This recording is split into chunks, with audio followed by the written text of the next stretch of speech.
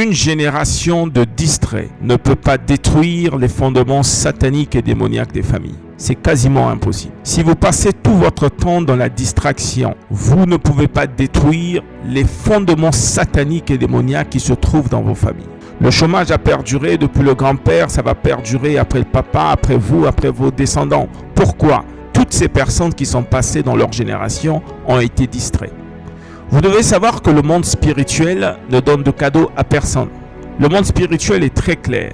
On vous prend en fonction de là où vous vous positionnez. Si vous vous positionnez comme une personne qui est attachée à la force et à la puissance de Dieu, vous serez traité comme une personne qui est attachée à la force et à la puissance de Dieu. Mais quand vous vivez dans la distraction, il est quasiment difficile, disons même impossible, de chasser un esprit impur. Mon père a vécu la même chose. Mon grand-père a vécu la même chose. Moi aussi, je vis la même chose. C'est comme ça dans notre famille. Non, ce n'est pas comme ça. Il y a un totem, il y a une malédiction qui est distribuée de génération en génération qui vient détruire vos vies. C'est celui qui décide de marcher selon la parole de Dieu, de s'attacher à la parole de Dieu, de vivre selon la parole de Dieu qui s'échappe. Dans le monde, il n'y a que le bien et le mal. Il n'y a pas le juste milieu. Si vous ne faites rien, vous êtes considéré du côté du mal. Et quand vous êtes de ce côté-là, vous subissez. Mais si vous voulez être du côté du bien, il faut s'attacher à la personne de Jésus-Christ. C'est le sang de Jésus-Christ qui vient vous délivrer des liens de famille. C'est le sang de Jésus-Christ qui vient briser les liens de famille.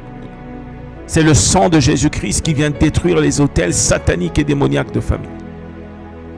Et quand je parle ici de Jésus-Christ, je ne parle pas des prétendus chrétiens qui vont dimanche à l'église, qui font semblant de participer au culte. Non, non, non, non. Je parle ici des personnes qui ont décidé de vivre et de marcher selon les Écritures. Alors, si vous voulez changer votre vie, commencez à être sérieux vous-même. Sortez de la distraction. Sortez de la distraction. Sinon, vous allez vieillir dans la même condition que les autres. Et vous partirez, vous n'aurez rien foutu sur la terre. Ce n'est pas la volonté de Dieu. La vie est un choix. Celui qui décide de sortir de la mauvaise route, qui va du côté de Dieu, est reçu par Dieu, est béni par Dieu et Dieu le fortifie. Mais celui qui décide d'être dans la distraction est maudit par le diable.